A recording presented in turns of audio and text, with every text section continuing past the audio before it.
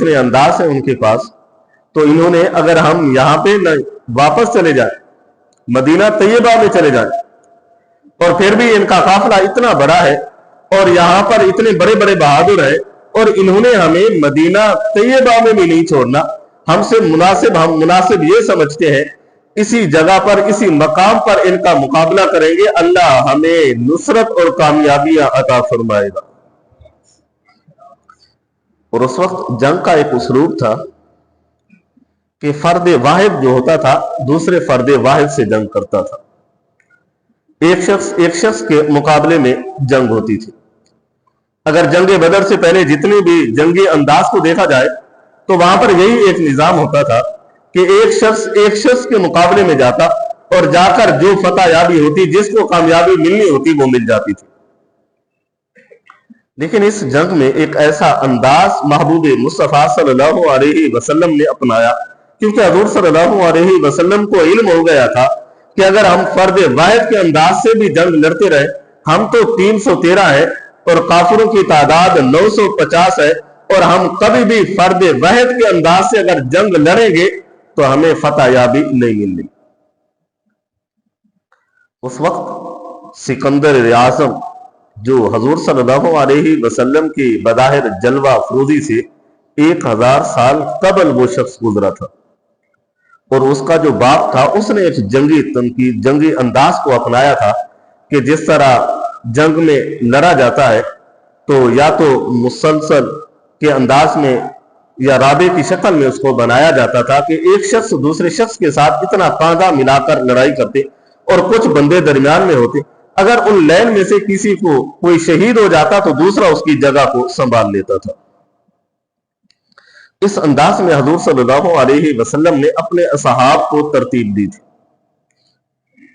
اور جس جگہ پر جنگ بدر میں جس جگہ پر حضور صلی اللہ علیہ وسلم نے رہائش پذیر کی تھی، جہاں پر خیمہ لگایا تھا، وہ انداز ایک ایسا تھا کہ وہاں پر ریت کا ایک مقام تھا، اور چلتے پھرتے پاؤں ریت کے اندر دس جاتے تھے، چلنا بھی دشوار تھا۔ تو اس وقت اللہ رب العزت نے جو ان کی مدد کی تھی کہ رات کو آسمان سے بارش برسائی، اور اس بارش کے ذریعے سے اللہ رب العزت نے وہ ریت جہاں پر پاؤں دس جاتا تھا، وہ ریت اتنا مضبوط بن چکی تھی جہاں پر چلنا پھرنا بھی آسان ہو گیا تھا۔ اور اس وقت رات کا بڑا ایک عجیب منظر تھا، سامنے موت نظر آ رہی تھی، اور 950 آدمیوں کا ایک لشکر تھا،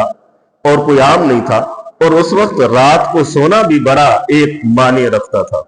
جب صحابہ کرام کو علم تھا کہ کل ہماری جنگ ہونی ہے اور ہماری تعداد 313 ہے اور ہمارے مد مقابل کئی گنا زیادہ ہے، تو اس وقت ان کے انداز فکر کیا ہوتا ہوگا، لیکن حضور صلی اللہ علیہ وسلم نے اپنے اصحاب کو فرمایا، جو ان میں سے ڈیوٹی دینے والے نہیں تھے، فرمایا کہ تم سو جاؤ، میں اپنے رب سے دعا کرتا ہوں اللہ رب العزت تمہاری نیند کو، تمہارے سکون کو، تمہارے اطمینان کو تم پر نازل فرما دے گا۔ اگر اس وقت کا انداز دیکھا جائے تو رات کو بارش ہوئی تھی، صحابہ کرام پر اللہ نے اتنا سکون نازل فرمایا تھا،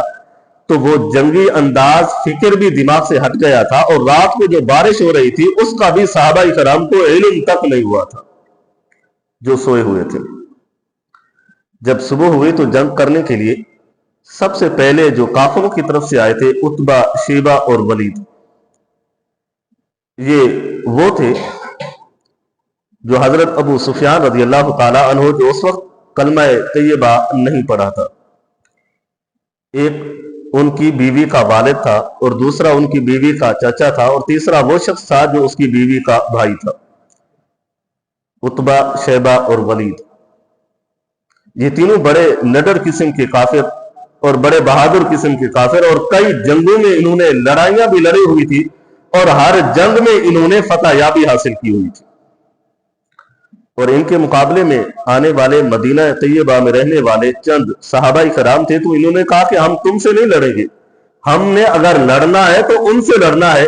جو ہماری برابری کے ہوں، جو ہماری طرح شجاعت اور بہادری رکھنے والے ہوں۔ تو پھر حضور صلی اللہ علیہ وسلم نے اس وقت ان کے مقابلے میں 3 صحابہ کرام کو آواز دی تھی۔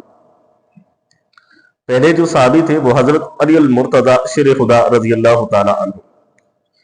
اور دوسرے جو صحابی تھے وہ حضور صلی اللہ علیہ وسلم کے چچا حضرت امیر حمزہ رضی اللہ تعالی عنہ،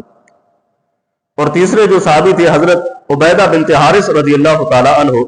ان تینوں نے ان کافروں کو واصل جہنم کیا تھا۔ ان میں سے جو حضرت عبیدہ بنت حارث رضی اللہ تعالی عنہ تھے، وہ جب اپنے مد مقابل کے ساتھ لڑ رہے تھے تو تھوڑے زخمی ہوئے تھے، لیکن اللہ نے انہیں بھی فتح یابی عطا فرمائی تھی۔ یہ جنگ کا ایک مین پوائنٹ تھا کہ اگر یہاں پر صحابہ کرام میں سے کوئی بھی شہید ہو جاتا تو ہو سکتا تھا کسی صحابی کے دل میں یا کسی صحابی کے دل میں کافروں کا ڈر پیدا ہو سکتا تھا، لیکن اللہ نے جب یہاں پر فتح یابی عطا فرمائی تھی تو جتنے بھی صحابہ کرام تھے وہ اتنے دلیر ہو گئے تھے، اتنا ان کے اندر قوت اور ایمانی جذبہ آیا تھا۔ حضرت عمیر رضی اللہ تعالی عنہ ایک صحابی رسول تھے، تو جب جنگ بندی بنی ہوئی تھی تو وہ جنگ کو صف کو توڑ کر آگے جا کر لڑنے لگے اور یہ آواز لگائی تھی کہ مجھ میں اور جنت الفردوس میں صرف فاصلہ چند قدموں کا رہ گیا۔ تھوڑا سا آگے گئے تو کفار زیادہ تھے، انہیں شہید کر دیا تھا۔ تو حضور صلی اللہ علیہ وسلم نے اس وقت جو کمان سنبھالی ہوئی تھی اور بلند آواز سے فرمایا کہ اے میرے صحابہ، جو میں نے تمہیں ترتیب بتائی ہے، جو میں نے تمہیں جس طرح بتایا ہے اسی طرح سے رہنا ہے، اپنی صفوں کو چیر کر آگے نہیں جانا۔ اگر تم صف بندی پر رہو گے تو اللہ تمہاری مدد بھی فرمائے گا۔